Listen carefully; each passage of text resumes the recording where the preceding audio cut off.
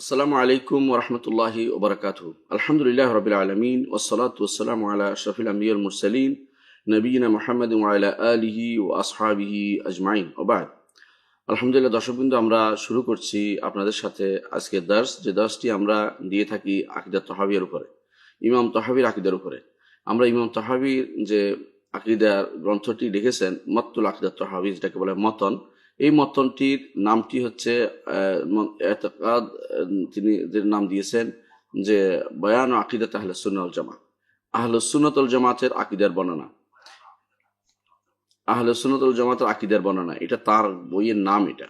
তো সেখানে তিনি প্রথমে যে কথা দিয়ে শুরু করেছেন, আমরা আজকে সেখান থেকে শুরু করছি, কারণ এখান থেকে তিনি এইভাবে শুরু করেছেন। এর পূর্বে আমরা যে দার্সগুলো দিয়েছি, সেই দার্সগুলো ছিল আকীদার প্রারম্ভিক আলোচনা, যেটা তিনি পরে আলোচনা করেছেন, সেটা আগে নিয়ে আমরা আলোচনা করেছি, কারণ আকীদার শুরু জিনিসগুলো আগে জানা দরকার ছিল। গত পর্বে আমরা আলোচনা শুরু করেছিলাম যে উসুল ইমান, ইমানের মূলনীতি কোথায়, সেগুলো নিয়ে আলোচনা করেছিলাম, এবং আমরা বিস্তারিত আলোচনা করেছিলাম সেখানে যে কিভাবে আকীদার মূলনীতি, ইমানের মূলনীতিগুলো নিয়ে কিভাবে আলোচনা হওয়া জরুরি। তো সেখানে আমরা আকীদার মূলনীতি আলোচনা করতে গিয়ে, ইমানের মূলনীতি আলোচনা করতে গিয়ে প্রথমে বলেছিলাম যে ইমানের মূলনীতি আলোচনা করতে গিয়ে আমরা বলেছিলাম যে ইমান যদি শুদ্ধ হতে হয় কারো, তাহলে অবশ্যই তাকে কয়েকটা জিনিস লাগবে। এক নম্বর হচ্ছে তাকে অবশ্যই আল্লাহকে রব হিসেবে মেনে নিতে হবে, কারণ আল্লাহর উপর ইমান শুদ্ধ হতে হলে। আর ইমানের রোকনগুলো আমরা আলোচনা করেছি ইতিপূর্বে, তো এটা যাচ্ছি না, আমরা শুধু আজকে ব্যাখ্যা করতে চাচ্ছি যে অংশটুকু আমরা ওই দিন ছেড়ে গিয়েছিলাম এবং সময় শেষ হওয়ার কারণে আমরা আলোচনা করিনি, সেটা ইনশাল্লাহ আমরা আলোচনা করব। তো সেখানে আমরা গত পর্বে আলোচনা শুরু করেছিলাম যে আল্লাহর উপর ইমান কিভাবে হবে। আল্লাহর উপর ইমান কিভাবে হবে বলেছিলাম যে আল্লাহর উপর ইমান হবে যতক্ষণ পর্যন্ত একজন মানুষ আল্লাহর উপর ইমান আনবে, রুবুবিয়াতে, উলুহিয়াতে, আসমা সিফাতে ইমান আনবে না, ততক্ষণ পর্যন্ত ইমানদার হতে পারবে না। এর অর্থ হচ্ছে আল্লাহকে রব মানবে, আল্লাহকে ইলাহ মানবে, আল্লাহর নাম ও গুণের স্বীকৃতি দিবে। আল্লাহকে রব মানবে, আল্লাহকে ইলাহ মানবে, আল্লাহ তাআলার নাম ও গুণের স্বীকৃতি দিবে। এই তিনটি জিনিস যতক্ষণ পর্যন্ত কমপ্লিট না হবে, ততক্ষণ পর্যন্ত কেউ আল্লাহর উপর ইমানদার হয়নি, আল্লাহর উপর ইমানদার হতে পারবে না।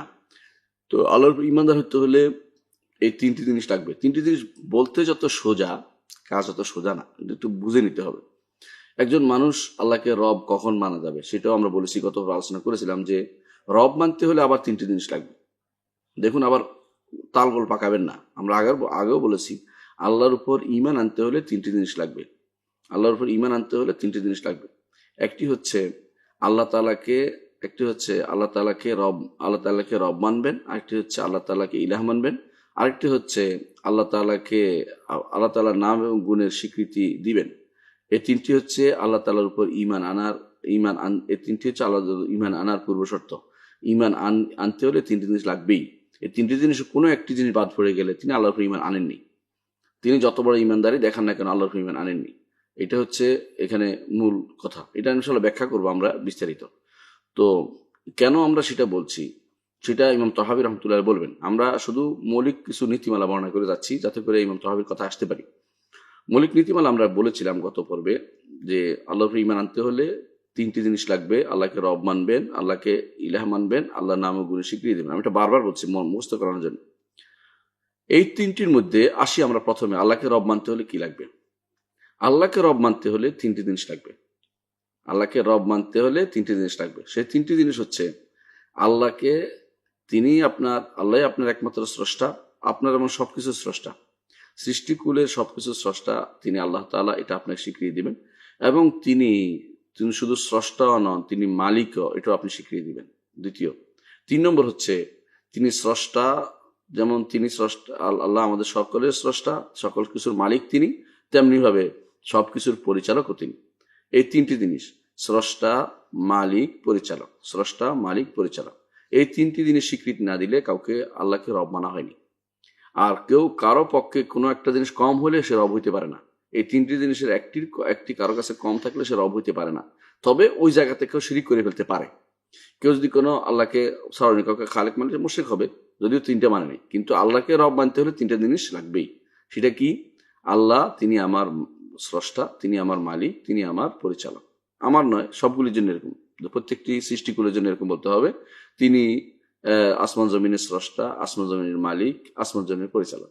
তিনি জীবজন্তুর স্রষ্টা, জীবজন্তুর মালিক, জীবজন্তুর পরিচালক। এগুলি বললে তিনি রব হবেন। তো এইটা আমরা আলোচনা করি, গত পর্বে আলোচনা বিস্তারিত বলেছি যে এইটুকু যে কেউ বিশ্বাস করলেই ইমানদার হতে পারেনি। আল্লাহর উপর ইমানদার হতে হলে দ্বিতীয় তৃতীয় অংশ দুটোই লাগবে। প্রথম অংশ আলোচনা আমরা কমপ্লিট করেছি, এটা আমরা আজকে আর যাবো না। অর্থাৎ আল্লাহকে রব কিভাবে মানতে হবে এটা গত পর্বে বিস্তারিত আলোচনা করেছি, উদাহরণ সহ আলোচনা করেছি, এবং সেটাকে আর পিছিয়ে যাওয়ার অর্থ হচ্ছে আমাদের সময় নষ্ট করা, এটা করবো না। আজকে আমরা আলোচনা করব যেটা আমরা গত পর্বে শুরু করেছিলাম, যে আল্লাহকে ইলাহ মানতে হবে। আল্লাহর উপর ইমান আনার জন্য দ্বিতীয় যে অংশটুকু জরুরি, সেটা হচ্ছে আল্লাহকে ইলাহ মানতে হবে। ইলাহ কি? আল্লাহকে ইলাহ মানার অর্থ কি? আল্লাহ শব্দটি তো আসলে ইলাহ শব্দটার সাথে আল বিলাম যোগ হয়ে বহুল ব্যবহারের কারণে আল্লাহ হয়েছে আল ইলাহ। এটা হচ্ছে অধিকাংশ আলেমের মতে আল্লাহ শব্দটি মূলত আল ইলাহ, অর্থাৎ তিনি আমার একমাত্র মাহবুদ। ইলাহ অর্থ মাহবুদ বা উপাস্য, যার উপাসনা করা হয়। আল ইলাহ এই জন্য বলা হয় আল ইলাহ আল্লাযী তা'লাহুল কুলুব হুব্বান ওয়া তা'যীমান ওয়া যুল্লান। হুব্বান তা'যীমান ওয়া যুল্লান। হুব্বান ভালোবেসে, মহব্বত করে এবং সম্মান করে এবং বিনয় সহকারে অন্তর যার সাথে লেগে আছে, যার প্রতি ভালোবাসা একেবারে ডুবে গেছে, সে ভালোবাসার সাথে, যার ভালোবাসা তার অন্তর সর্বক্ষণ লেগে আছে, ভালোবাসা ছাড়া অন্য কিছু চিন্তা করতে পারে না, তিনি হচ্ছেন আল্লাহ, তিনি হচ্ছেন আল্লাহ। অর্থাৎ এবাদতের মূল হচ্ছে ভালোবাসা, যেটা গত পর্বে আমরা আলোচনা করেছি। তো আল্লাহকে একমাত্র তিনি আবাদত করবেন, এবং কোরআনের দলিল আমরা গত পর্বে দিয়েছিলাম। কোরআনে কারীম আল্লাহ তাআলা বলেছেন, ওয়ামিনান নাসি মান ইয়াত্তাখিযু মিন দুনিল্লাহি আনদাদা ইউহিব্বুনাহুম কাহুব্বিল্লাহ। মানুষের মধ্যে কিছু মানুষ আছে যারা আল্লাহ ছাড়া অন্য কাউকে আল্লাহর সাথে শরীক মেনে তারা কি করে? আল্লাহকে যেরকম ভালোবাসে ওই শরীকগুলোকে সেরকম ভালোবাসে। যেমন আরবের মুশরিকরা আল্লাহকে ভালোবাসার সাথে আল্লাহকেও ভালোবাসতো, সাথে সাথে তারা লাত, মানাত, উজ্জা এগুলিকে ভালোবাসতো। ঠিক বর্তমানে অনেক মানুষ দেখবেন আল্লাহকে ভালোবাসে, সাথে সাথে অনেক নেককার বান্দাকে আল্লাহর মতো করে ভালোবাসে। যেমন তাদের কাছে যদি কোনো কেউ আব্দুল কাদের জিলানীর নাম বলে, ওই নেককার বান্দার কোনো সন্দেহ নেই, কিন্তু তার কাছে আব্দুল কাদের জিলানীর মর্যাদা এমন বেশি, তার নাম নিতে পর্যন্ত তা অনেকের ভয় পায় যে তার চুল পড়ে যাবে, তার দাড়ি পড়ে যাবে, অথবা তার অসুখ হয়ে যাবে, নামও নিতে চায় না। মানে তারা তাকে ভয় ও ভালোবাসা এত বেশি পরিমাণ পৌঁছেছে, আল্লাহর চেয়ে বেশি হয়ে গেছে। তো আল্লাহ তাআলা কোরআনে কারীমে অবশ্য বলেছেন, ওয়াল্লাযীনা আমানু আশাদ্দু হুব্বান লিল্লাহ। যারা ঈমানদার তারা আল্লাহকে বেশি ভালোবাসে, অন্য সব কিছু চেয়ে আল্লাহকে বেশি ভালোবাসে। দুনিয়ার বুকে কেউ যদি কোনো আল্লাহর ভালোবাসা অন্য কাউকে দেয়, সেই মুশরিক, এতে কোনো সন্দেহ নেই। এই আয়াতের দলিল সূরা বাকারার আয়াতের দলিল, ওয়াল্লাযীনা আমানু আশাদ্দু হুব্বান লিল্লাহ ওয়া মিনান নাসি মান ইয়াত্তাখিযু মিন দুনিল্লাহি আনদাদা ইউহিব্বুনাহুম কাহুব্বিল্লাহ। এই আয়াতের তাফসীর যা দেখতে পারেন, তাফসীর ইবনে কাসির দেখতে পারেন, তাদের কাছে স্পষ্ট হয়ে যাবে যে আসলে আমরা যা বলছি তা কতটুকু সত্য এবং কতটুকু গ্রহণযোগ্য, এটা ইনশাআল্লাহ আপনি বুঝতে পারবেন। এবং তাফসীর তাবারী আপনি পড়তে পারেন যে এখানে কি বোঝানো হয়েছে, নিদ দ্বারা কি বোঝানো হয়েছে, আর ভালোবাসার মূল কেন ভালোবাসাটাকে গুরুত্ব দেওয়া হয়েছে। ইমাম ইবনে কাইয়িম রাহমাতুল্লাহ আলাইহি, ইমাম ইবনে তাইমিয়া রাহমাতুল্লাহ আলাইহি সহ ইমামরা সব একটা কথাই সবসময় বলেছেন যে আসলুল ইবাদ আল হুব। সমস্ত ইবাদতের মূল হচ্ছে ভালোবাসা। ভালো না বেশি যে কেউ আবাদত করে সেটা আবাদত হয় না, সেটা দায় সারা গোছের হয়। এই জন্য ভালোবেসে আবাদত করতে হয়। আপনি যদি কোনো রকম দায় সারা গোছের অভ্যাস বশতে আবাদত করেন, এটা আল্লাহ দ্বারা কবুল হয় না। আল্লাহকে ভালোবেসে আবাদত করতে হয়, ভালোবেসে তাকে সিজদা করছেন, ভালোবেসে তার কাছে বিনয় প্রকাশ করতেছেন, এটা আপনার মাথায় থাকতে হবে যখন আপনি আবাদত করেন। প্রত্যেকটি কাজ ভালোবেসে, আল্লাহকে ভালোবেসে করতে হবে। তখন যতক্ষণ এটা না করবেন ততক্ষণ আপনার আবাদত হবে না। এই জন্য আবাদতের মূল হচ্ছে ভালোবাসা। আবাদতের মূল হচ্ছে ভালোবাসা। সেই ভালোবাসা, যেই ভালোবাসা কোনো কারণে নয়। দুনিয়ার বুকে প্রত্যেকটি মানুষ কাউকে না কাউকে কিছু না কোনো কোনো কারণে ভালোবাসে। যেমন আমরা মুহাম্মদ রাসূলুল্লাহ সাল্লাল্লাহু আলাইহি ওয়াসাল্লামকে ভালোবাসি কি জন্য? তিনি আমাদেরকে হেদায়েতের পথ দেখিয়েছেন। আমার বাবাকে ভালোবাসি কেন? তিনি আমাকে পথ দেখিয়েছেন, বড় করেছেন, পয়সা খরচ দিয়েছেন, টাকা পয়সা দিয়েছেন, শিখিয়ে দিয়েছেন। উস্তাদকে ভালোবাসি, উস্তাদ আমাকে শিক্ষা দেন। মাকে ভালোবাসি এই জন্য, মা আমাকে বড় করেছেন, লালন পালন করেছেন এই জন্য। প্রত্যেকটি কোনো না কোনো কিছুর বিনিময়। কিন্তু আল্লাহর ভালোবাসা কোনো বিনিময়ের জিনিস হবে না, এটা হচ্ছে নিঃস্বার্থ ভালোবাসা। এই নিঃস্বার্থ ভালোবাসা আল্লাহ ছাড়া কেউ পাবে না। যদি কেউ এই ভালোবাসাটা অন্য কারো দিকে ডাইভার্ট করে দেয়, তখন সে শিরক করলো। এটা মনে রাখতে হবে। যেটা সাধারণ জিনিস হতে পারে, কারণ অনেক সময় করে মানুষ, কোনো মানুষ পাগল হয়ে যায় কোনো কারো ভালোবাসা বা কোনো কিছু ভালোবাসা, এবং সেটার জন্য জীবন দান করে ফেলতে পারে, সে মুশরিক। তাহলে আমরা বুঝতে পারছি আল ইলাহ অর্থাৎ ইলাহ আল্লাহকে দ্বিতীয় যেটা করলে আমার ইমান আল্লাহর উপর ইমান হবে তা হচ্ছে আল্লাহকে ইলাহ মানা। আল্লাহকে ইলাহ মানা, আল্লাহকে ইলাহ মানার অর্থ হচ্ছে তিনি আমার একমাত্র মাবুদ, তিনি আমার একমাত্র উপাস্য, তিনি আমার একমাত্র রব হিসেবে, এটা আগে গেছে, এটা আলোচনা করবো না আমরা। তিনি আমার একমাত্র উপাস্য, তারই উপাসনা আমরা করি, তারই আবাদত আমরা করি। তো তারই আবাদত করি। এখন প্রথমে আমি আবাদত শব্দটির অর্থ জানবো, আবাদতের প্রকারভেদ জানবো, আবাদতের রোকন জানবো, আবাদত কিভাবে হয়, কি কি জিনিস দিয়ে আবাদত হয় সেটা আমরা এখন জানতে চেষ্টা করব। প্রথমে আমি বলবো আবাদত অর্থ কি। আবাদত অর্থ হচ্ছে দাসত্ব করা। আবাদত অর্থ হচ্ছে দাসত্ব করা। আবাদত অর্থ হচ্ছে কোনো কিছু কারো ইয়া মেনে নেয়া। আবাদা ইয়াবুদু। আবাদত অর্থ হচ্ছে যে কোনো কোনো এমন পথে চলা যে পথটি অর্থাৎ চলনসই হয়েছে, অর্থাৎ যেটা আনুগত্য করা যেটাকে বলা হয়।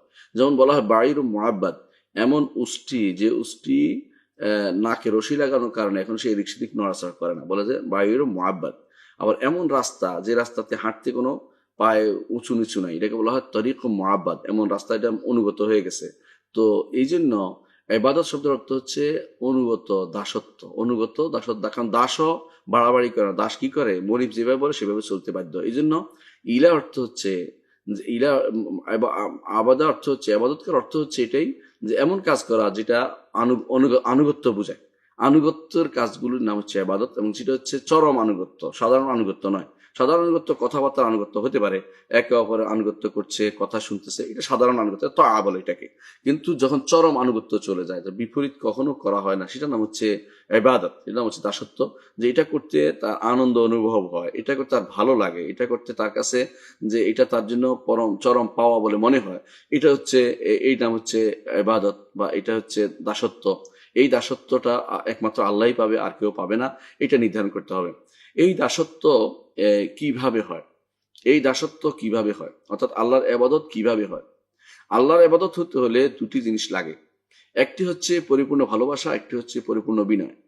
পরিপূর্ণ ভালোবাসা এবং বিনয় যদি না থাকে তাহলে সেটা আল্লাহর ইবাদত হয় না। আপনি ধরেন সালাতে দাঁড়ালেন, সালাতে আপনি বললেন যে আল্লাহু আকবার, সামিআল্লাহু লিমান হামিদা, রব্বানা লাকাল হামদ, এগুলি ইবাদত হয় না, এগুলি হচ্ছে ট্রেনিং, এগুলির দ্বারা ইবাদত হয় না।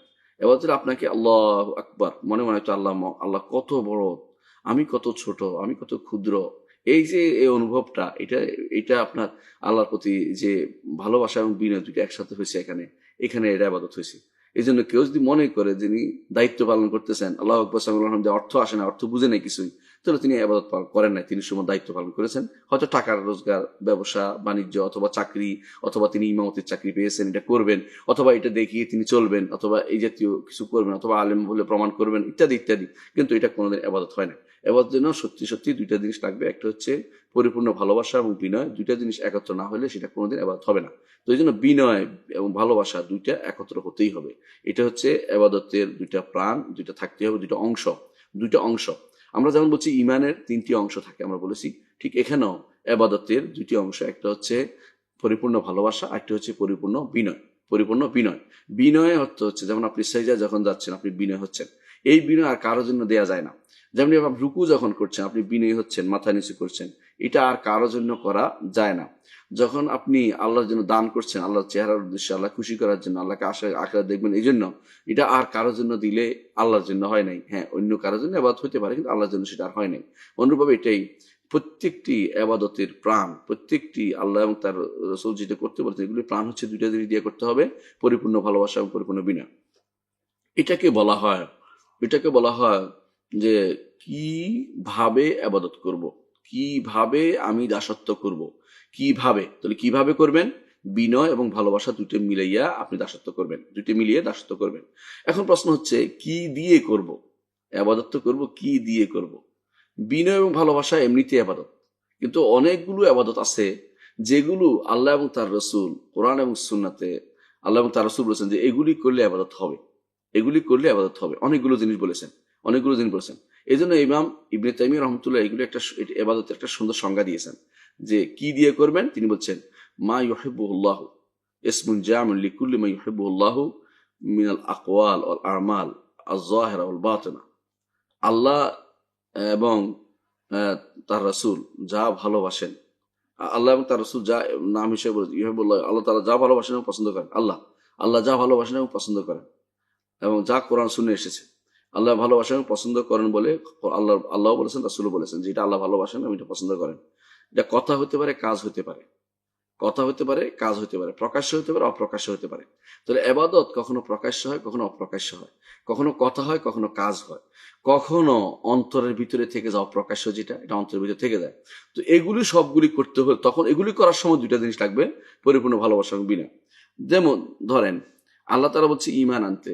ইমান যদি আপনি অন্তর থেকে আনেন তখন আপনার এটা ইমান গ্রহণযোগ্য, বিনয় এবং ভালোবাসা দিয়ে আনেন। আল্লাহ এবং তার রাসূল বলেছেন আপনাদেরকে ইসলাম গ্রহণ করতে।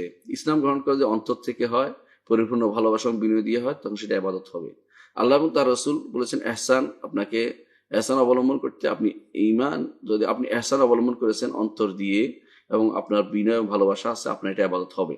আল্লাহ এবং আল্লাহ রাসূল বলেছেন আপনাকে সালাত আদায় করতে, আপনি সালাত আদায় করছেন, আপনার বিনয় এবং ভালোবাসা আছে, তখন ইবাদত হবে, না হলে ইবাদত হবে না। আল্লাহ এবং তার রাসূল বলছে আপনাকে যাকাত দিতে, যাকাত দিয়েছেন আপনি, কিন্তু সাথে বিনয় এবং ভালোবাসা আছে, ইবাদত হবে, বিনয় এবং ভালোবাসা না, ইবাদত হবে না। আল্লাহ এবং তার রাসূল বলছেন আপনি হজ করতে, হজ করেছেন, আপনি বিনয় এবং ভালোবাসা আপনার আছে, আপনার ইবাদত হবে না, আপনার ইবাদত হবে না। আল্লাহ এবং আল্লাহ রাসূল বলছেন আপনার আল্লাহর উপর ভরসা করতে, আপনি ভরসা করেছেন বিনয় এবং ভালোবাসা সহকারে, আপনার এটা ইবাদত হবে, নইলে ইবাদত হবে না।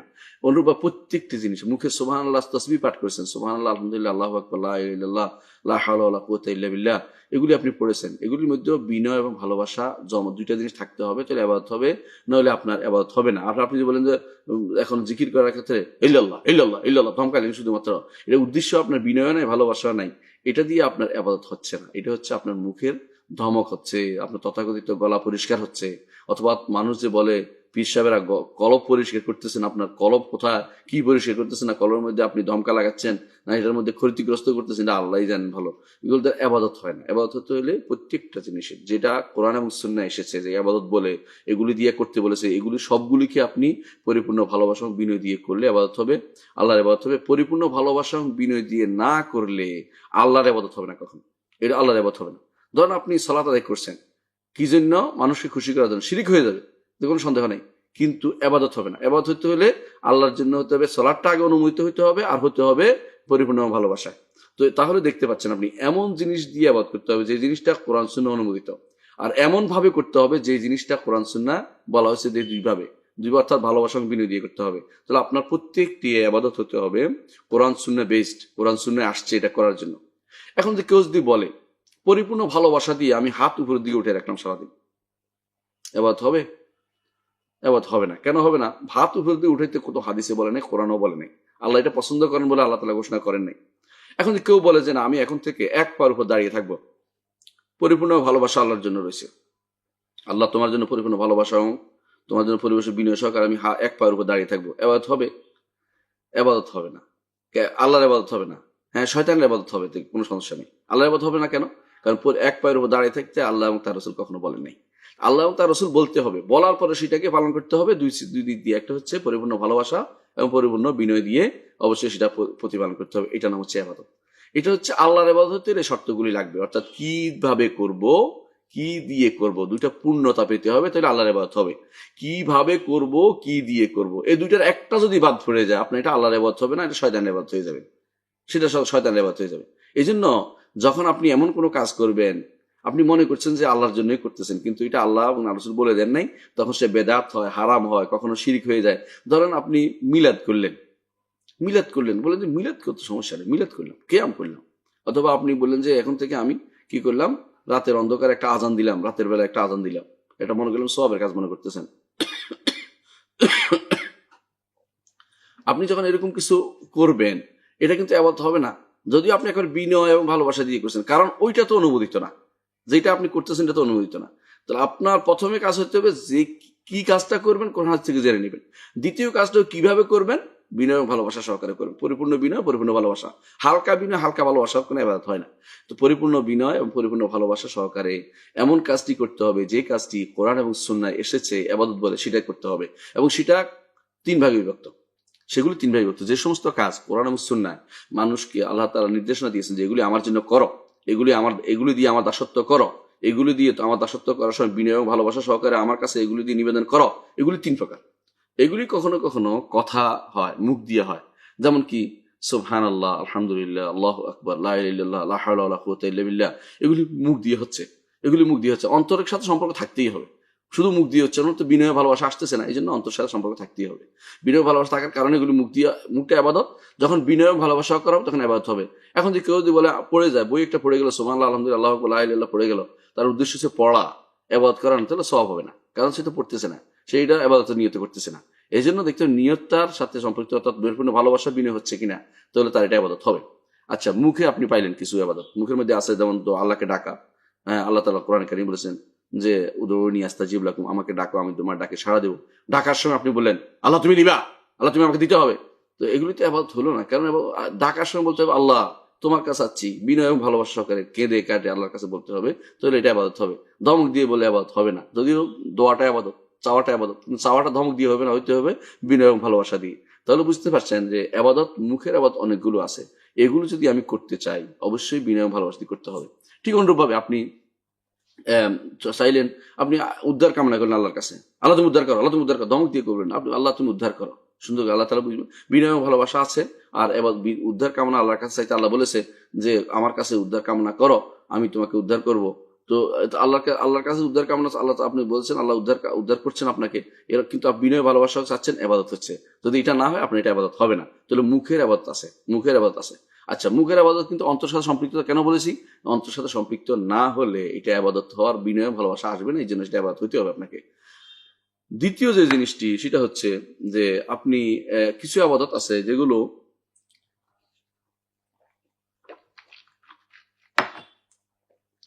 কিছু আবাদত আছে যেগুলো অন্তর থেকে হয়, মানুষ বুঝতে পারে না, মানুষের বোঝার কোনো সুযোগ নেই। সেটা কি? যেমন আমরা বলেছি ভরসা করা, ভরসা করেছেন আল্লাহর উপর, ভরসা করেছেন আল্লাহর, আল্লাহ অন্য কারোর ভরসা করলে শিরিক হবে। আল্লাহর উপর ভরসা করেছেন, সাথে ভরসার সাথে আপনার ভালোবাসা মিশ্রিত আছে, বিনয় মিশ্রিত আছে, তাহলে আপনি এটা ভালোবাসা হলো। আমি ভালোবাসা করলাম, মনে মনে ভরসা করলাম, কোনো কাজ হবে না, কারণ এটা তো দাবি।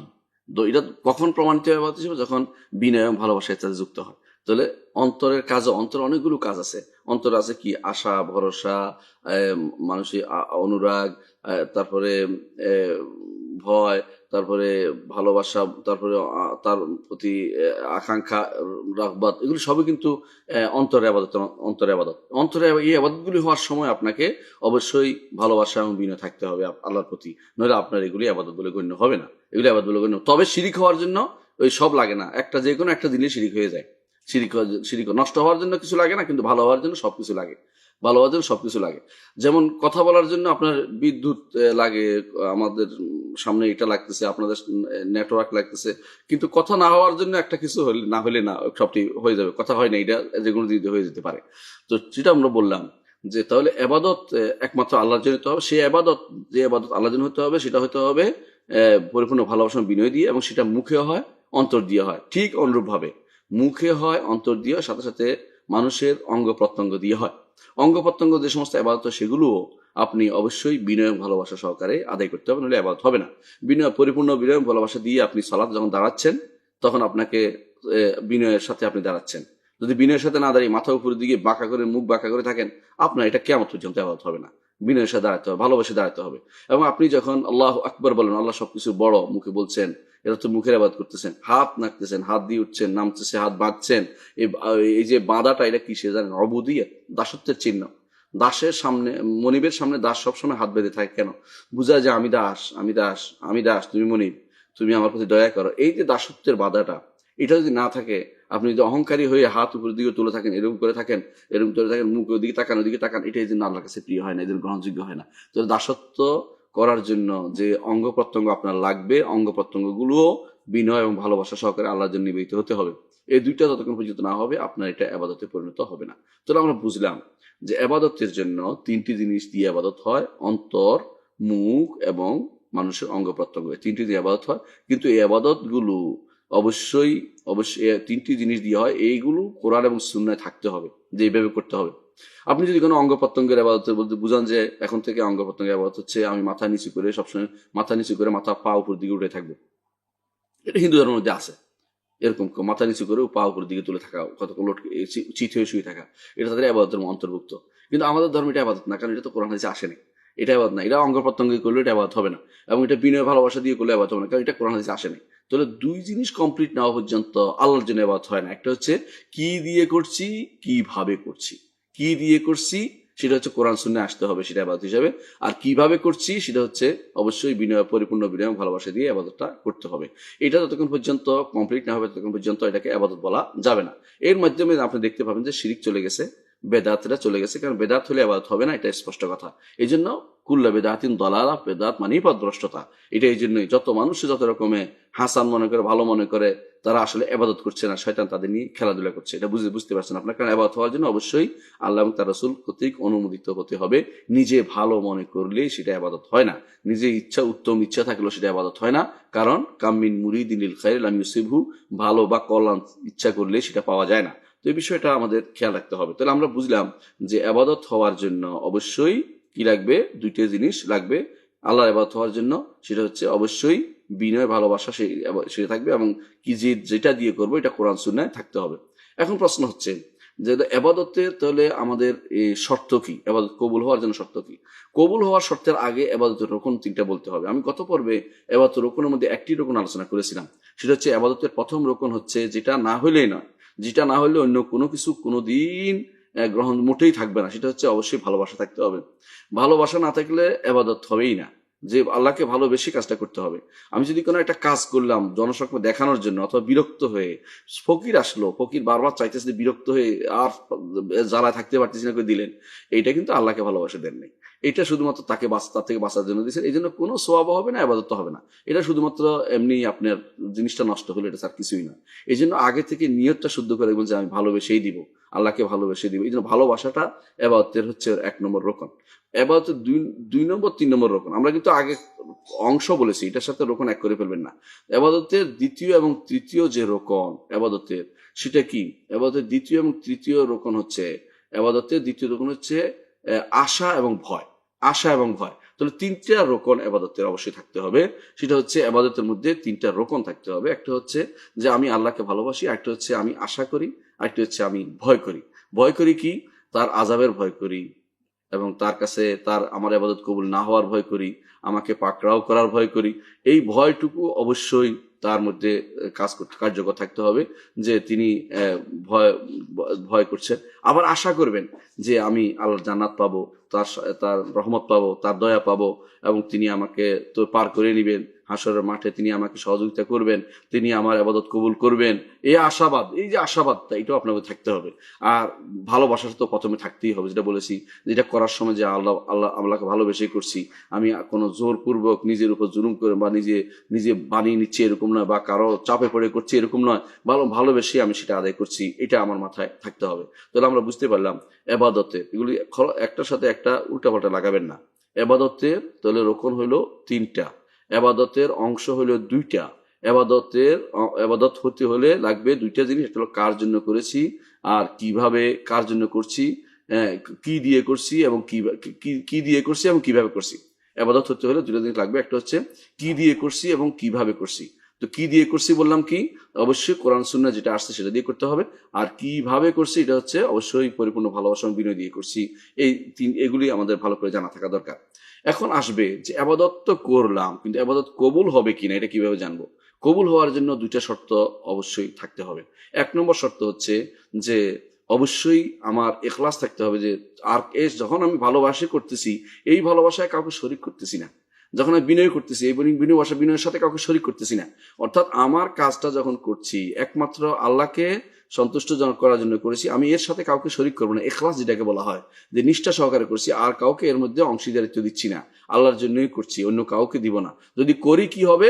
রাসূলুল্লাহ সাল্লাল্লাহু আলাইহি ওয়াসাল্লাম বলেছেন, হাদিসে কুদসিতে আল্লাহ তাআলা বলেন, আনা আগনাল শুরাকা আন শিরকি, আমি অংশীদারিত্বের অংশ নেওয়া থেকে সম্পূর্ণ মুক্ত। কেউ যদি আমার জন্য কোনো আমল করে, তার সাথে অন্য কাউকে সামান্যতম শরীক রাখছে, তারাকতুহু ওয়া শিরকাহু, সেগুলি আমি গ্রহণ করি না। এই বেটা, এগুলি নিয়ে ভাগ, এগুলি আমার দরকার নেই, আল্লাহ তাআলা এগুলি একটু নেন না। তাহলে বোঝা গেল যে এই ইবাদতটা আল্লাহর দরবার কবুল হওয়ার জন্য 2টা শর্তের প্রথম শর্ত হচ্ছে এগুলো একমাত্র আল্লাহকে খুশি করার জন্য, তাকে খুশি করার জন্য, তার সন্তুষ্টি পাওয়ার জন্য শুধুমাত্র করেছি, এইটা হতে হবে, এটা এনশিওর করতে হবে, তাহলে সেটা আল্লাহর ইবাদত হবে। সালাত আদায় করেছেন, মোড়ল সাহেব দেখবে, অথবা আমি বড় মুসল্লি বলবে কেউ, অথবা হজ করেছেন হাজি সাহেব লাগাবেন, এরকম চিন্তা থাকলে আপনার যতই ওই আবাদত করার সময় যতই এখলাস করেন না কেন, যতই আপনি ভালোবেসে করেন না কেন, আপনি এটা আবাদত হবে না, কারণ আপনি তো অংশীদার করছেন। অর্থাৎ ভালোবাসার মধ্যে আরেকজনের শরীক হতে পারবে না, আপনার এটার মধ্যে আরেকজন শরীক, বিনয়ের মধ্যে আরেকজন শরীক হতে পারবে না, সুতরাং ওখানে যাইতে পারবে না। সুতরাং বোঝা গেল যে অবশ্যই একমাত্র আল্লাহর উদ্দেশ্যে হতে হবে। দ্বিতীয় শর্ত হচ্ছে যে এটা রাসূলুল্লাহ সাল্লাল্লাহু আলাইহি ওয়াসাল্লাম প্রদর্শিত পথে হতে হবে। অর্থাৎ ধরেন কোরআন এবং সুন্নাহ সালাত আদায় করতে বলেছেন, এখন আপনি সালাত আদায় করতে গেলেন, কিন্তু আপনার মনে হলো সালাত আদায় করব যেভাবে আমি বুঝি। এখন আপনি কি করলেন, সালাত দোয়ার জন্য আপনি বসে গেলেন। যেমনি ভাবে কারা বসে থাকে, তথাকথিত কোরআনী ফেরকার কাফের গুলো বসে থাকে। কোরআনী ফেরকার লোকেরা কাফের, কোনো সন্দেহ নেই, এরা কোরআন হাদিস মানে না। যারা হাদিস মানে তারা ইমানদার নয়। তো এরা কি করে বসে বসে দোয়া করে, কতক্ষণ উঠে দেয়, উঠে বলতে হয়ে গেছে দোয়া। তো তারা জিজ্ঞাসা করে কিভাবে করছেন, আল্লাহ বলছে সালাত আদায় করতে, আমি সালাত আদায় করছি। তো আল্লাহ তো সালাত আদায় করছে, কিভাবে করছে তুমি বিস্তারিত জানো? আমি যতটুকু বুঝি অতটুকু। রসুলের কথা শুনে নাই, এর অর্থ তার ইবাদত কবুল হয়নি, ইবাদত কবুল হয়নি। অর্থাৎ সবগুলো হইলো যদি রসুলের প্রদর্শিত পথে না হয়, যেটা আল্লাহ এবং তার রসুল নির্দেশ দিয়েছেন, এটা রসুল না দেখিয়ে দেওয়া পদ্ধতিতে না হয়, এবং সেটা যদি কোনো একান্তভাবে আল্লাহর জন্য না হয়, এখানে আর কারো প্রবেশাধিকার মুক্ত না হয়, ততক্ষণ পর্যন্ত সেটা কখনো ইবাদত হবে না, আল্লাহর দরবার কবুল হবে না। তাহলে কবুল হওয়ার বিষয়টা এর পরে, কবুলের বিষয়টা এর পরে, অর্থাৎ ওইগুলি কমপ্লিট করার পরে কবুল হওয়ার জন্য শর্ত দুটো পূরণ হতে হবে। তাহলে আমরা দেখতে পাচ্ছি যে গুরুত্বপূর্ণ এই জায়গাতে অনেকে আমরা ভুল করে থাকি, ইবাদত তো করি কিন্তু আল্লাহর জন্য কতটুকু করে থাকি, এটা হলো মূল কথা। তো এখানে যে জায়গায় আমরা আসছি এখন, সেটা হচ্ছে তাহলে আল্লাহর উপর ঈমান আনার জন্য দ্বিতীয় যে অংশটা, ইবাদত একমাত্র আল্লাহর জন্য হতে হবে, ইবাদত একমাত্র আল্লাহর জন্য হতে হবে, আল্লাহ ছাড়া আর কারোর কাছে কারোর জন্য ইবাদত করবো না, এটা আমার নিশ্চিত হতে হবে। অর্থাৎ আমার দাসত্ব শুধু আল্লাহ উপরের দিকে যাবে, আমি যা যা করি একমাত্র আল্লাহর জন্য করব। আইন্না সালাতি ওয়া নুসুকি ওয়া মাহইয়ায়া ওয়া মামাতি লিল্লাহি রাব্বিল আলামিন, আমার সালাত ওয়া নুসুকি, আমার ইবাদত, মাহইয়ায়া আমার জীবন, ওয়া মামাতি আমার মরণ, একমাত্র লিল্লাহি সুবহানাহু ওয়া তাআলার জন্য, লা শারীকা লাহু, তার একটি কোনো শরীক নাই, অবিযালিকা উমিরতু, এটা আমাকে নির্দেশ দেওয়া হয়েছে, ওয়ানা আউয়াল মুসলিমিন, আমি প্রথম মুসলিম। এইটা নিশ্চিত না হওয়া পর্যন্ত আপনার আমার কোনো আমাদের ঈমান শুদ্ধ হবে না। তাহলে ঈমান শুদ্ধ হতে হলে প্রথম হচ্ছে রবের কথা বলেছি, আর এটা হচ্ছে ইলাহ, অর্থাৎ আল্লাহকে একমাত্র রব মানা, আর এখানে হচ্ছে আল্লাহকে একমাত্র ইলাহ মানা। আর ইলাহ মানা অর্থ হচ্ছে যেগুলি এতক্ষণ বললাম, দাসত্বের যত প্রকার আছে, দাসত্ব কাকে বলে, দাসত্ব হতে হলে কি কি লাগে, কি দিয়ে করতে হয়, কিভাবে করতে হয়, দাসত্বের রোকনগুলি কি, দাসত্বের দুইটা অংশ কি, এবং দাসত্ব কবুল হওয়ার জন্য আল্লাহর দরবারে দুইটা শর্ত, পরিপূর্ণ দুইটা শর্ত, এগুলি যতক্ষণ পর্যন্ত এনশিওর করা না হবে ততক্ষণ পর্যন্ত আপনি কিন্তু ইমানদার হতে পারেন নাই। তো ইমানদার হওয়া মুখে যত বলা, কাজে কিন্তু অত সহজ নাই। এই জন্য যখন বেদুইনরা এসে বলতো কলাতিল আরাবু আমান্না, আমরা ইমান এনেছি, আল্লাহ তাআলা বলতেন কুল্লান তুমিনু, কখনো না, এখন ইমান আনা হয় নাই, কখনো ইমান আনা হয় নাই। ওয়ালাম্মা ইয়াদখুল ঈমানু ফি কুলুবিকুম, ঈমান তো এখনো ঢুকেই নেই অন্তরে, বাইরে বাইরে আছে এখনো। হ্যাঁ, ওয়ালাকিন কুলু আসলাম না, বলো তোমরা যে আমরা আত্মসমর্পণ করেছি। হ্যাঁ, বাহ্যিক দৃষ্টিতে আত্মসমর্পণ করেছি, এখনো বুঝোই না ঈমান কি জিনিস। ঈমান বুঝার জন্য মেহনত লাগে, সময় লাগে, বুঝতে হয় ঈমান কাকে বলে, এটা বুঝে নিতে হয়। তাহলে আমরা দুটো জিনিস বুঝলাম, যেটা কি আল্লাহকে রব আল্লাহর উপর ঈমান আনতে হলে এক নম্বর হচ্ছে আল্লাহকে রব মানতে হবে, দুই নম্বর হচ্ছে আল্লাহ তাআলাকে ইলাহ মানতে হবে। আর ইলাহ মানা জিনিসটা এতক্ষণ ব্যাখ্যা করলাম। তৃতীয় হচ্ছে আল্লাহর উপর ঈমান আনতে হলে তিন নম্বর যেটা লাগবে, সেটা হচ্ছে যে অবশ্যই আল্লাহ তাআলার নাম এবং গুণের স্বীকৃতি দিতে হবে। এটা কেন? অনেকে বলতে পারেন যে আমি এটা কেন করছি, আল্লাহ তাআলার নাম এবং গুণের স্বীকৃতি দেন, অতিরিক্ত কথা আসতেছে, আমি তো চিনেই ফেলছি, রবের ইবাদত করে ফেলছি, আমি তো ইলাহর জন্য সবকিছু করে ফেলছি। হয় না কি জন্য জানেন? আপনি কোন ইলাহের ইবাদত করছেন? আজ যারা হিন্দু ধর্মে যারা আছে ধরেন, অথবা বৌদ্ধ ধর্মে যারা আছে, অথবা খ্রিস্ট ধর্মে যারা আছে, অথবা যারা ইহুদি ধর্মে আছে, ওরাও কিন্তু তাদের রবের ইবাদত করে, এবং তারা ইবাদতটা করে এইভাবে, যেভাবে আছে এইভাবে করে। কিন্তু এটা আল্লাহ তাআলা কবুল হয় না কেন জানেন? ইবাদতটা যার উদ্দেশ্যে যাবে তাকে তো নির্ধারণ করতে হবে, ইন্ডিকেট করতে হবে। আপনি কোন রবের ইবাদত করতেছেন? ওই রবের কি ইবাদত করছেন যে রব আরশের উপর রয়েছেন? ওই রবের কি ইবাদত করছেন যে রব গাফুর রাহিম?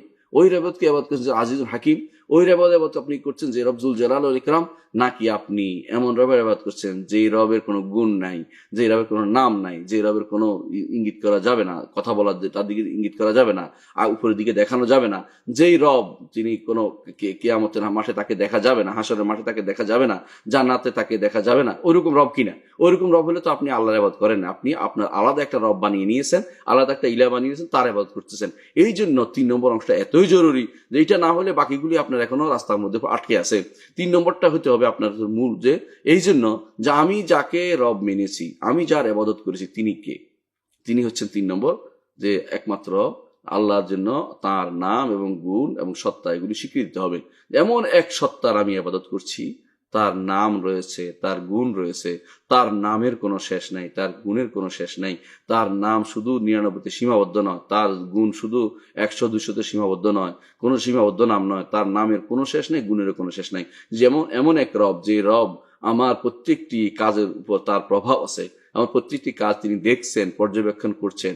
এমন এক রব, যে রব আমাকে তার প্রত্যেকটি নামের মাধ্যমে আমি তার ইবাদত করতে পারি, যা প্রত্যেকটি নামের মাধ্যমে তাকে ডাকতে পারি, তার ডাকার জন্য নামগুলি দয়া পরবশে আমাকে শিক্ষা দিয়েছেন। এমনকি হাসরের মাঠেও মুহাম্মদ রাসূলুল্লাহ সাল্লাল্লাহু আলাইহি ওয়াসাল্লামকে এমন কিছু নাম শিক্ষা দিবেন, যেই নামগুলি দিয়ে ডাকলে আল্লাহ তাআলা সাড়া দিবেন, এবং তিনি বলবেন যে নবী মুহাম্মদ আপনার মাথা উঠান, ইরফা রাসাকা ইশফা তুশাফা সাল তুতা। এটা এই জন্য যে যদি আপনি নামে না জানেন, যদি তার নাম কি বুঝতে না পারেন, কোন আল্লাহ ডাকছেন, সেটা আপনার জন্য যথেষ্ট হবে না, এবং তখন আপনার ঈমান শুদ্ধ হবে না। এই জন্য এই 3টি জিনিস একটা একটা ওতপ্রোতভাবে জড়িত। ওই 2টা আপনি রব আর ইলাহ মানছেন, অথবা আসমা সিফাত আল্লাহর নাম মানেন নাই, এটা তো আপনি এখনো ঈমানদার হতে পারেন নাই। কারণ আপনি এখনো এমন আল্লাহর ইবাদত করেন না যে আল্লাহর কথা আল্লাহ এবং তার রাসূল ঘোষণা করেছেন কোরআন এবং সুন্নাতে। আপনি এমন ইবাদত করছেন যে আপনার অন্তরের ভিতরে কোনো আল্লাহ ধরে নিয়েছেন, অন্তরের ভিতরে এমন আল্লাহ ধরে নিয়েছেন যে আল্লাহর কোনো গুণ নাই, যে আল্লাহ আপনাকে ছোট মনে করতেছেন, যিনি আযীম, যিনি মহান, তাকে মনে করেন নাই, এমন আল্লাহ মনে করে আপনার অন্তরের ভিতরে আপনি আপনি এমন আল্লাহ ইবাদত করেন নাই, যে আল্লাহ তিনি আসমান এবং জমিন সবকিছু তিনি যার হাতের মুঠোতে আসে, এমন আল্লাহর ইবাদত আপনি করেন নাই। আপনি ইবাদত করছেন এমন আল্লাহর, যে আল্লাহকে আপনি মনে করছেন যে তিনি কাসিম নাই, তার কোনো অংশ নাই, ভাগ নাই, এগুলি ভাগ ভাগ করতেছেন, এবং আপনি মনে করতেছেন জুজুল আয়াতে জাজ্জা, অথবা যার এমন এক সত্তার ইবাদত করছেন যে সত্তা তাকে এত অণু পরমাণু ছোট্ট, যার কোনো গুণ হইতে পারে না, যিনি এমন যে তার কোনো অংশ হইতে পারে না, ভাগ ভাগ করতেছেন। বসে বসে আপনি তাকে একবার দেহ বানাচ্ছেন, একবার বিদেহে বানাচ্ছেন, একবার এক এক রকম এক এক শব্দ বানাচ্ছেন। এসবই হচ্ছে আপনার আমার ভুল ভ্রান্তি, ভুল তথ্যের উপর নির্ভর করে আপনি এমন আল্লাহর ইবাদত করছেন। সুতরাং এই অংশটুকু যদি শুদ্ধ না হয়, যেটা হচ্ছে কি কার ইবাদত, কোন রবের ইবাদত করতেছেন, যে রবের গুণ আছে না যে রবের গুণ নাই, যে রবের নাম আছে না যে রবের নাম নাই, তাহলে আপনি কিন্তু এখন পর্যন্ত আল্লাহর ইবাদত কমপ্লিট করতে পারেন নাই। এটার নাম হচ্ছে ঈমান বিল্লাহ। অর্থাৎ যদি এটা করতে পারেন, যদি আমি আল্লাহকে তাকে রব মানি, তারই ইবাদত করি, এবং তার নাম এবং গুণের স্বীকৃতি দেই যেগুলো কোরআন এবং সুন্নাহে আসছে, তাকে সেই রবের ইবাদত করে থাকি, সেই রবের স্বীকৃতি দিয়ে থাকি, সেই রবের ইবাদত করে থাকি, এবং যেই রবের কথা কোরআন সুন্নাহে আসছে, তাহলে আপনি এখন পর্যন্ত আপনি ঈমানের উপর আছেন, নাহলে আপনি ঈমানদার হতে পারেন নাই। এইটাই হচ্ছে এখানের মূলনীতি। তাহলে এটা এত জরুরি 3 নম্বরটা, যে এটা না হলে বাকি 2টা এখনো আটকে আছে। এখন পর্যন্ত আল্লাহকে আপনি চিনতে পারেন নাই। এই জন্য আল্লাহকে চেনার জন্য যে কোনো, দেখেন পৃথিবীতে প্রত্যেকটি মানুষে এটা জিনিসটা সহজে বুঝে। কাউকে চেনার জন্য কি লাগে? প্রথমে তার নামটা লাগে। নাম না হলে মানুষ বলে যে এই নামে চিনতে পারেন, তাহলে গুণ বলো, কি কি গুণ আছে নামে চিনতে পারে। নামে তো হইতে পারে, নাম তো আচ্ছা, নাম তো বুঝলাম, গুণ বলো, এখন গুণ দিয়ে মানুষ চিনতে পারে। আপনি যদি কোনো এমন এক রবের ইবাদত করেন যে রবের নাম নাই, গুণ নাই, যে রব কিছুই করে না, তাহলে আপনি তো এটা হচ্ছে নাম মাত্র ইবাদত করলেন। অর্থাৎ আপনি আসলে এখনো রবকে চিনতে পারেননি। রবকে চিনতে না পারার কারণে আপনি দোষী, আপনি এখনো ঈমানদার হইতে পারেননি। এই জন্য আমরা সবসময় আল্লাহর নাম এবং গুণের বিষয়টাকে গুরুত্ব দিয়ে থাকি। যতক্ষণ পর্যন্ত একজন মানুষ আল্লাহর নাম এবং গুণকে না চিনছে, ততক্ষণ পর্যন্ত সে আল্লাহকে চিনতে পারেনি। তার রব তো তখন সব জায়গায় বাস করে, তার রব তখন বাথরুমে বাস করে, তার রব তখন মানুষের অন্তরে বাস করে। সে এখন আল্লাহ তাআলাকে চিনতে পারেনি। আল্লাহ তাআলাকে না চিনতে পারার কারণে তার কোনো ইবাদতই আর কবুল হচ্ছে না, তার ঈমানদার হইতে পারে নাই। এখন পর্যন্ত সে ঈমানদার হয়নি। এই জন্য জাহমিয়ারা ঈমানদার হয় নাই, জাহমিয়ারা কাফের হয়ে গেছে। তারা 72 ফেরকার 73 ফেরকার বাইরে, অর্থাৎ যারা মুসলিম ফেরকাগুলোর বাইরে, যারা জান্নাতে সব শেষে যাবে, জাহান্নামে যাবে তবে শেষে একসময় জান্নাতে যাবে, এই ফেরকার বাইরে হচ্ছে জাহমিয়ারা। কারণ তারা আল্লাহর নাম ও গুণকে অস্বীকার করেছে। এর মধ্যে যারা আল্লাহর নামকে স্বীকার করে, গুণকে কিছু কিছু মানে, তারা ফেরকার ভিতরে যে ভুল করছে তারা, এদের মধ্যে এরা জাহান্নামে যাবে, কিন্তু তারা আবার ফিরে আসবে যদি আল্লাহ তাআলা কোনোদিন তাদেরকে জান্নাতে দয়া করে জান্নাত দেন, জান্নাতে চলে আসবে তারা। কিন্তু তারাও আহলে সুন্নাত জামাতের ভিতরে হতে পারেনি, কারণ তারা এই আল্লাহকে চিনতে পারেনি যে আল্লাহর ইবাদত তারা করতেছে, যে আল্লাহকে তারা রব মানতেছে, সে আল্লাহকে এখনো চিনতে পারেনি। কারণ যিনি চিনা যায়, সত্তাকে চিনতে হলে তার নাম এবং গুণ দিয়ে চিনতে হয়, অথবা তাকে দেখতে হয়, দেখে চিনা যায়। আল্লাহকে আমরা দেখিনি, ইমান বিল গায়বে। তো গায়েবী জিনিসের যে কোনো জিনিস হচ্ছে অবশ্যই তার একটা নাম থাকবে, অথবা তার একটা গুণ থাকবে, একটা একাধিক গুণ থাকবে, অনেক নাম থাকবে। আল্লাহকে চিনতে হলে, মারিফত হাসিল করতে হলে, যে মারিফতের জন্য সারা দুনিয়ার আজ দরবার খুলে বসেছে মানুষগুলো, এই মানুষগুলো দরবার বানাইছে বিভিন্ন রকম মারিফতের দরবার, এই মারিফতের দরবার চিনেছে, অথচ আল্লাহর নাম এবং গুণের স্বীকৃতি দিয়ে তারা যেতে পারেনি, তারা আসলে আল্লাহকে চিনতে পারেনি। এই জন্য আমরা দেখি পূর্ববর্তী প্রত্যেক সুফি সালেক যারা ছিল, ভালো মানুষ যারা ছিল, জাহেদ যারা ছিল, এরা আল্লাহর নাম এবং গুণ নিয়ে প্রথমে আলোচনা করতেন, নাম এবং গুণ দিয়ে আল্লাহকে চিনতেন, তারপর তারা অন্যদিকে যাইতেন। অথচ দুর্ভাগ্যের বিষয়, বর্তমানে যারা তথাকথিত দরবার খুলে বসে আছে, এরা অধিকাংশই আল্লাহর নাম এবং গুণ থেকে দূরে, আল্লাহর নামকে তারা চিনতে পারেনি, জানতে পারেনি। এই জন্য তারা মারফত দূরের কথা, আল্লাহ তাআলার ইবাদতটা ঠিক মতো করতে পারে না, এবং তারা বিভিন্ন রকমের শয়তান তাদেরকে ধোঁকা দিচ্ছে, বিভিন্নভাবে শয়তান তাদেরকে ধোঁকা দিচ্ছে, আল্লাহর ইবাদত থেকে দূরে সরিয়ে দিচ্ছে। তারা অনেক ইবাদত করে, কিন্তু সেগুলো কোথায় যায়? আল্লাহর কাছে যায় না, কারণ আল্লাহর ইবাদত তারা করেনি। যদি আপনি না চিনেন আল্লাহকে, তো আপনি ইবাদত কার জন্য করলেন? আপনি রবের ইবাদত করলেন, কোন রবের ইবাদত করছেন? রব তো হিন্দুদের একটা রব আছে, এই খ্রিস্টানদের একটা রবকে মানে তারা। তো আমার রব হচ্ছে আল্লাহ, আমার রব হচ্ছেন আল্লাহ।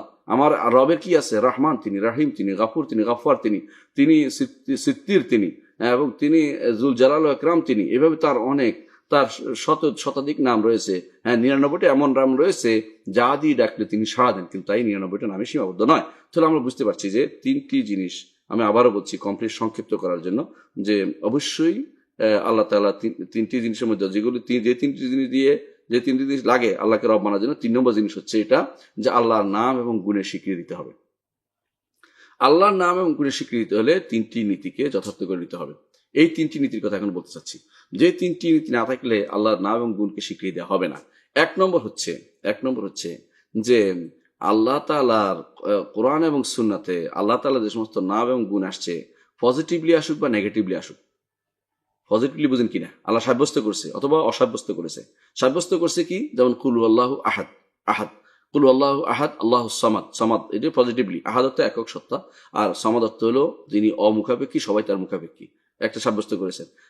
এই সাব্যস্ত, এটা আমি স্বীকৃতি দিচ্ছি আমরা।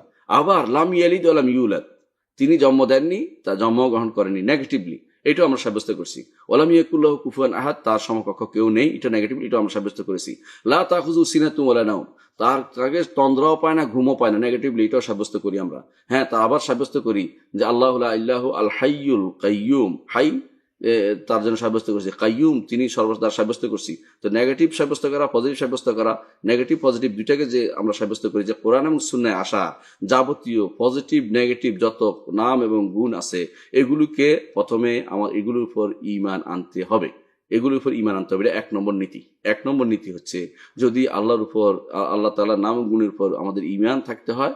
3 নম্বর যে অংশটুকুর মধ্যে বলছিলাম, এটার 1 নম্বর নীতি হচ্ছে এটা, যে কোরআন এবং সুন্নায় আসা পজিটিভলি আসুক বা নেগেটিভলি আসুক, অর্থাৎ আল্লাহ এটা তার নাই বলেছে, এটা তার আছে বলেছে, যতগুলি আসছে সবগুলিকে যথাযথভাবে বিনা বিনা অপব্যাখ্যা, কোনো অপব্যাখ্যা দাঁড় করা, কোনো অর্থহীন করা, অথবা কোনো সাদৃশ্য দান করা, অথবা সেগুলো কোন রকমের সেগুলোকে কারোর সাথে তুলনা করা, কোনোভাবেই সাব্যস্ত না। একমাত্র সাধারণ অর্থে, যে অর্থে আল্লাহ এবং তার রাসূল বলেছেন স্বাভাবিকভাবে, সেভাবে সেগুলোকে সাব্যস্ত করা, এটা 1 নম্বর নীতি। দ্বিতীয় নীতি হচ্ছে যে এগুলি কখনো কোনো সৃষ্টির সাথে তুলনা করে সাব্যস্ত করা যাবে না। যেমন আপনি বললেন যে আল্লাহ তাআলা তিনি রাসূলুল্লাহ সাল্লাল্লাহু আলাইহি ওয়াসাল্লাম বলেছেন আল্লাহ তাআলা হাইয়ুন কারীমুন, হাই হচ্ছে লজ্জাশীল। এখন বলে যে আমিও লজ্জাশীল, আল্লাহ আমার মতো লজ্জাশীল, তাহলে শিরক হয়ে যাবে, কারণ এটা করা যাবে না। অর্থাৎ এগুলো সাব্যস্ত করার ক্ষেত্রে কোনো সৃষ্টির সাথে তুলনা করতে পারবেন না, 2 নম্বর নীতি। 3 নম্বর নীতি হচ্ছে যে মনে রাখতে হবে যে এগুলোর আশা ছেড়ে দিতে হবে, যে এগুলোর প্রকৃত অবস্থা আমি পাবো না কোনোদিন, এগুলির প্রকৃত অবস্থা আমি কোনোদিন পাবো না। প্রকৃত অবস্থা কি? যে আল্লাহ তাআলা কিরকম, তার লজ্জা কিরকম, তার হাসরের মাঠে আসা কিরকম, তিনি প্রথম আসমানে নেমে কিভাবে আসেন, তিনি আরশের উপর কিভাবে উঠেছেন, তিনি কিভাবে আশ্চর্য হন, তিনি কিভাবে হাসেন, তার হাত কিরকম, তার পা কিরকম, তার চোখ কিরকম, এবং তিনি কিভাবে শোনেন, এই যে এই ধরন যা পাওয়ার আশা থেকে ছেড়ে দিতে হবে। তাহলে আমরা আবার বলছি মনে রাখার জন্য, আল্লাহর উপর ঈমান আনার জন্য 3 নম্বর যে অংশটুকু জরুরি সেটা হচ্ছে অবশ্যই আল্লাহ তাআলার নাম এবং গুণের স্বীকৃতি দিতে হবে, এবং সেটার জন্য 3টি নীতি রয়েছে। 3টি নীতি। 1 নম্বর নীতি হচ্ছে কোরআন এবং সুন্নায় যত নাম এবং গুণ এসেছে সেগুলোকে পজিটিভলি আসুক আর নেগেটিভলি আসুক, অর্থাৎ যেগুলো সাব্যস্ত করা হয়েছে আর যেগুলো সাব্যস্ত করা হয়নি, বলেছে আমার আছে বা নাই, দুইটা বলেছে, যেভাবে আসছে সেভাবে সেগুলিকে কোন রকমের বিকৃতি, কোন রকমের অর্থহীনতা ছাড়াই সেগুলোকে আমরা সাব্যস্ত করব, সেগুলো ঈমান আনবো। এটা 1 নম্বর নীতি। দ্বিতীয় নীতি হচ্ছে যে এগুলোকে কখনো সৃষ্টির কারোর সাথে তুলনা করব না, যদি করি তাহলে আমার ঈমানদার হতে পারবো না। 3 নম্বর নীতি হচ্ছে যে এগুলির ধরন পাওয়া থেকে আমাদের আশা ছেড়ে দিতে হবে, যে এগুলির কোনো ধরন আমাদের জানা নেই। হ্যাঁ, ধরন অবশ্যই আছে, ধরন অবশ্যই রয়েছে, কারণ কোনো কাজের ধরন থাকে না, এটা অবিশ্বাস্য, এবং কোনো গুণের ধরন থাকে না অবিশ্বাস্য, এটা হতে না। ধরন আছে কিন্তু ধরন আমাদের জানা নেই, এতটুকু ঈমান রাখতে হবে। এই 3টি জিনিস আমরা বললাম এত লম্বা টাইম ধরে, কেন বুঝাইলাম জানেন? কারণ ইমাম তাহাবী রাহমাতুল্লাহ আলাইহি এই 3টি জিনিস তিনি বলবেন। এইটা আমরা যখন এখন আমরা আলোচনা করে নিয়েছি, আমরা পড়লে এখন সহজ হবে যে ইমাম তাহাবী রাহমাতুল্লাহ 3টি জিনিস কি বলতে চেয়েছেন। আমরা ইনশাআল্লাহ আজকের দর্শে এই জিনিসটাই নিয়ে প্রথমে আলোচনা করব।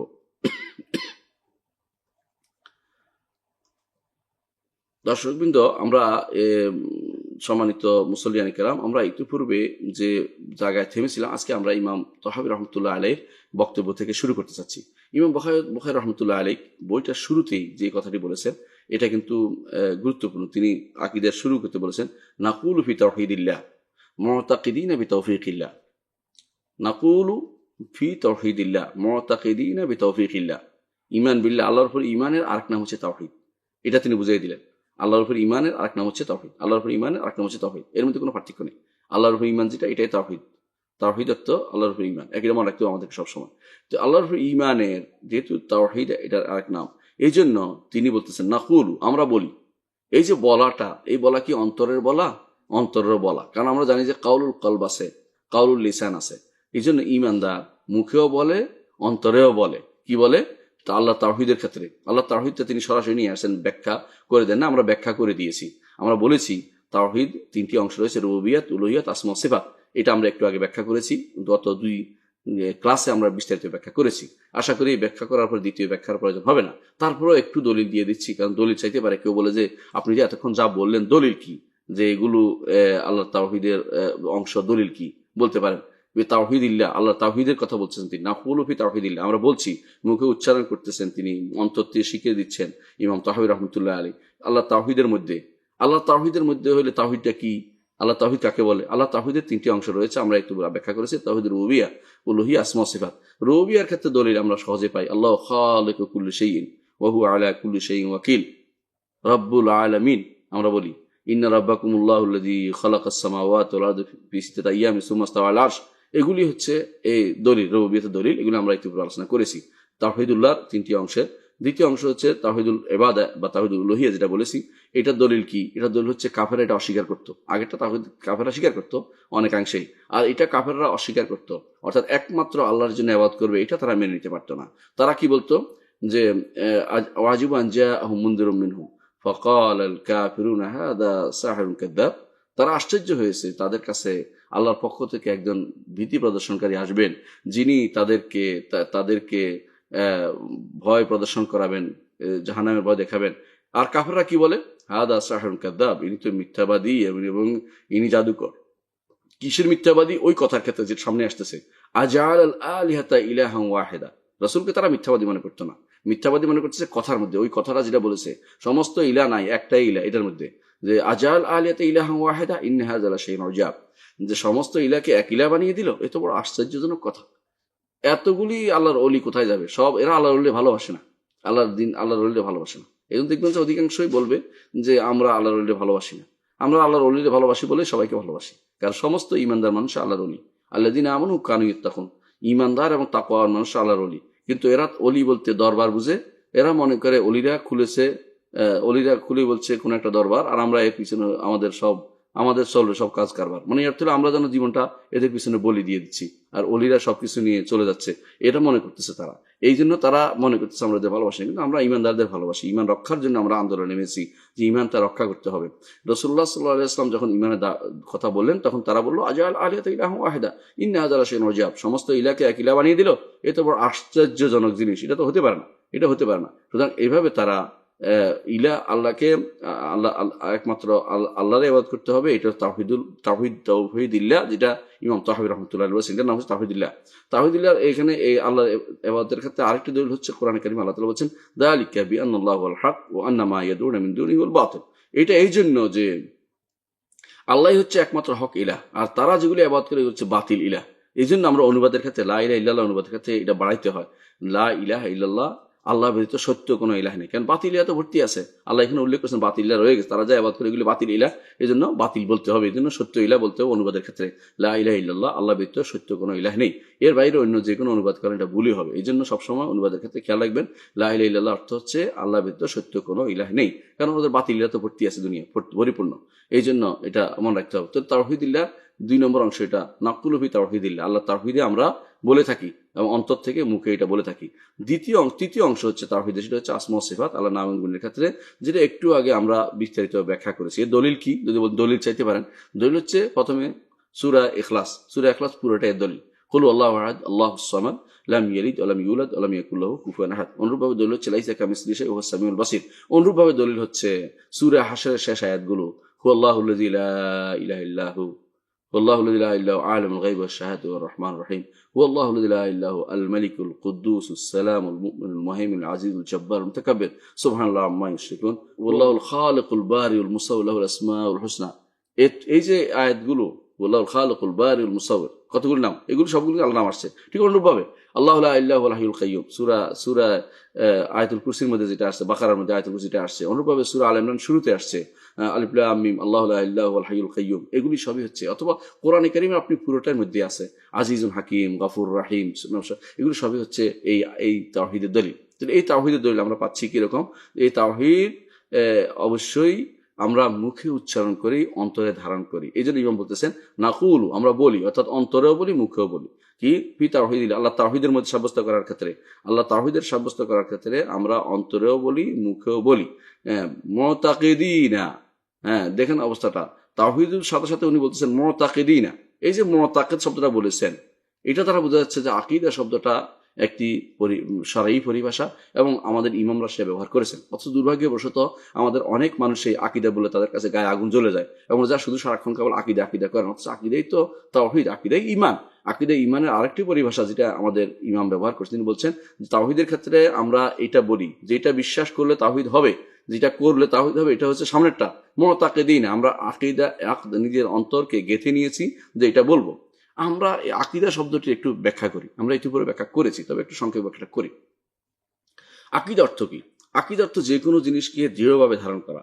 এই জন্য আরবিতে বলা হয় আল হুকমুদ দেহনি আল জাজেম, আল হুকমুদ দেহনি আল জাজেম, আল হুকমুদ দেহনি আল জাজেম। দেহের অর্থ বিবেক, বিবেকের মধ্যে একটা বিধানকে আপনি দৃঢ়ভাবে ধারণ করছেন, এটার নাম হচ্ছে আকীদা।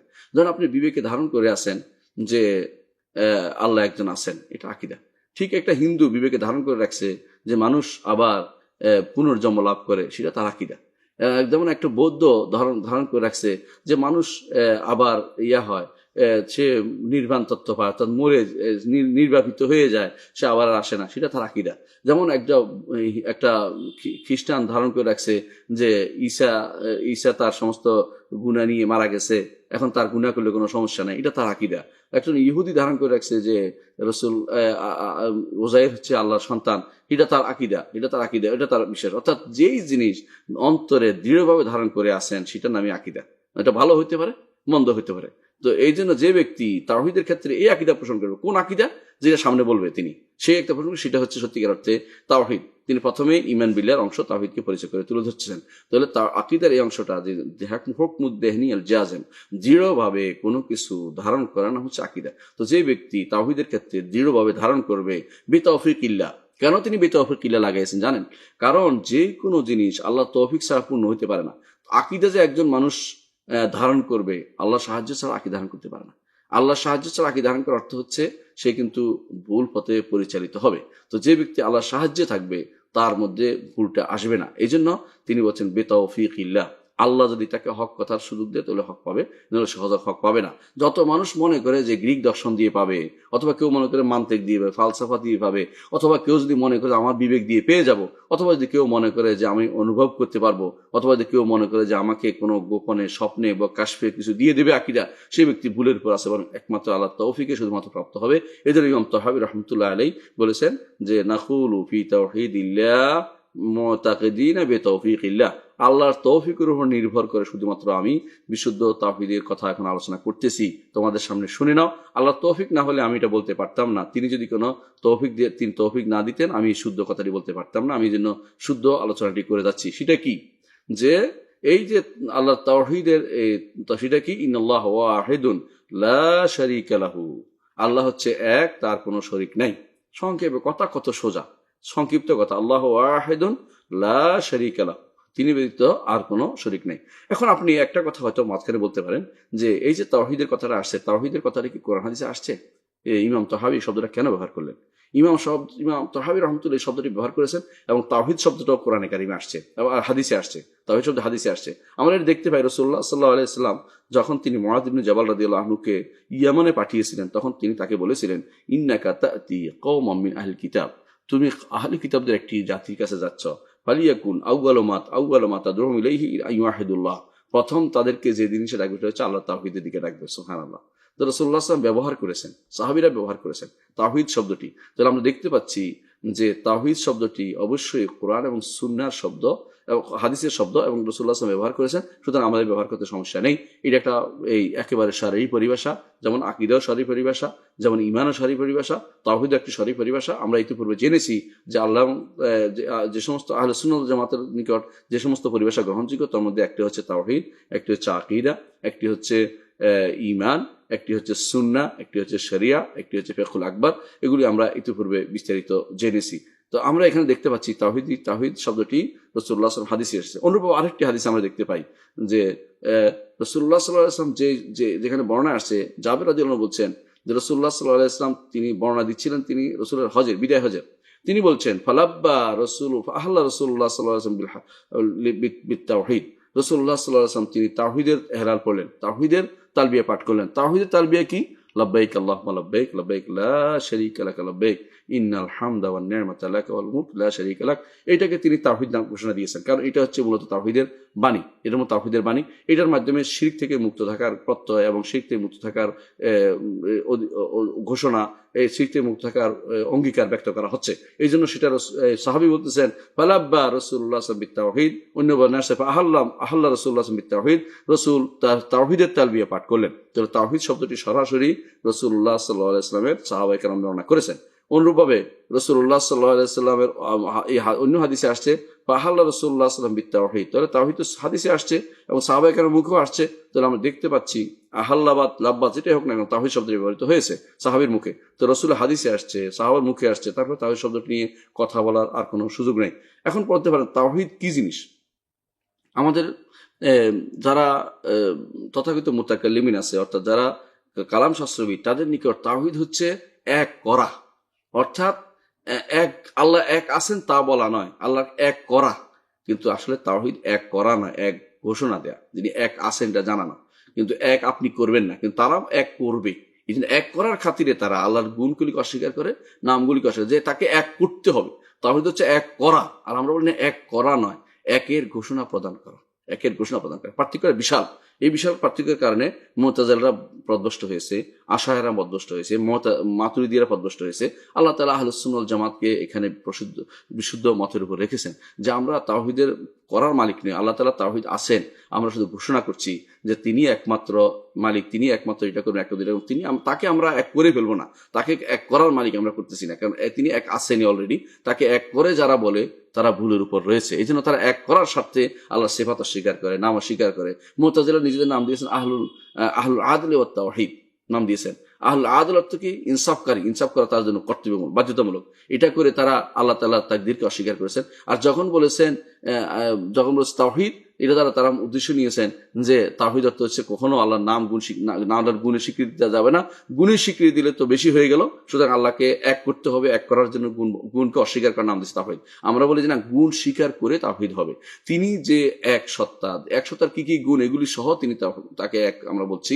আর তারা বলে যে না, তিনি এক সত্তা বানাতে হবে, গুণ অস্বীকার করতে হবে। সম্পূর্ণ উল্টে গেছে এটা ধারণাটাই। এটাই হচ্ছে মূলত তাওহীদের মূল পার্থক্য, যেটা বুঝার ক্ষেত্রে আগেও ভুল করেছে, পরেও ভুল করেছে। এই ভুলের উপরে এখন পর্যন্ত কিছু মানুষ এটার উপরে প্রতিষ্ঠিত হয়ে আছে এবং এটাকে তারা বুঝতে চেষ্টা করেন তাওহীদ কিসের নাম। এর উপরে আমরা ইতিপূর্বে আলোচনা করেছি তাওহীদ কিসের নাম, আহলে সুন্নাত ওয়াল জামাতের তাওহীদ কি, মুতাজিলাদের তাওহীদ কি, এটা আমাদের কিছু ভিডিওতে আছে, আপনারা দেখে নেবেন, শুনে নেবেন। এবং মুতাজিলাদের তাওহীদ, আশায়রাদের নিকট তাওহীদ কি, মাতুরিদীদের নিকট তাওহীদ কি, এ বিষয়ে কিছু ভিডিও আমি ইতিপূর্বে দিয়েছি, অল্প 2-3 মিনিটের বা 4 মিনিটের। এগুলো আপনি শুনে নিলে বিষয়টা আরো ক্লিয়ার হয়ে যাবে। তাহলে আমরা দেখলাম যে আমাদের ইমাম যে বলেছেন মুতাকিদিনা নাকুলু ফি তাওহীদিল্লাহ, আল্লাহর তাওহীদের ক্ষেত্রে আমরা অন্তরে মুখে যে কথাটি ঘোষণা করছি আল্লাহর তৌফিকে, আল্লাহ যদি তৌফিক না দিত আমরা ঘোষণা করতে পারতাম না। আল্লাহ তাওহীদের ক্ষেত্রে মুতাকিদিনা বিশ্বাসের সাথে, এবং বিশ্বাসটা অন্তরের দৃঢ়তার সাথে যেটা বলে থাকি সেটা কি, ইন্নাল্লাহা ওয়াহিদুন লা শারীকা লাহু, নিশ্চয় আল্লাহ তাআলা এক, তার কোনো শরীক নেই। দর্শকবৃন্দ, যেহেতু এমন একটা জায়গায় আসছে যে জায়গা থেকে নতুন একটা দার্সের শুরু হতে পারে এবং এটা ব্যাখ্যা হতে পারে, শব্দ শব্দ ব্যাখ্যা করবো ইনশাল্লাহ, সেহেতু আজকের মতো আমরা এখানেই সমাপ্তি টানতে চাচ্ছি। আগামী দার্সে ইনশাল্লাহ আমরা ঠিক এখান থেকে শুরু করবো, ইন্নাল্লাহা ওয়াহিদুন লা শারীকা লাহু, যেটা তিনি বলেছেন। এবং এইখানে কোন আহলে সুন্নাত ওয়াল জামাতের বক্তব্য কি, আর অন্যদের ওয়াহিদুন ফি শারীক, ওয়াহিদের কি ব্যাখ্যা করেছে অন্যরা, এই বিষয়টা নিয়ে ইনশাল্লাহ আগামী দার্সে আপনাদের সাথে আবার সাক্ষাৎ হবে। ততক্ষণ পর্যন্ত আল্লাহ তাআলা আপনাদেরকে সুস্থ রাখুন, আমাকে সুস্থ রাখুন, এবং আল্লাহর দ্বীনের জন্য আমাদের কবুল করুন, আমাদের প্রচেষ্টা কবুল করুন, আমাদেরকে তাওহীদের উপর রাখুন। এই আহ্বান রেখে আজকের মতো বিদায় নিচ্ছি। আসসালামু আলাইকুম ওয়া রাহমাতুল্লাহি ওয়া বারাকাতুহু।